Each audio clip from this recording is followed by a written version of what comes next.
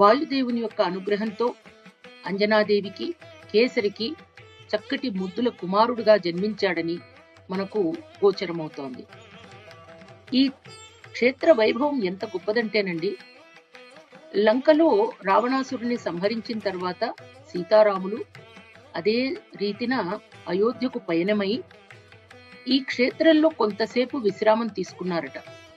అందుకనే ఆంజనేయ స్వామి వారి ఆలయానికి తూర్పు పడమర వైపు రామతీర్థం, సీతాతీర్థమని, రాముడు సీత విశ్రాంతి తీసుకుని చక్కగా మనందరినీ అనుగ్రహించినటువంటి క్షేత్రమే ఈ క్షేత్రం.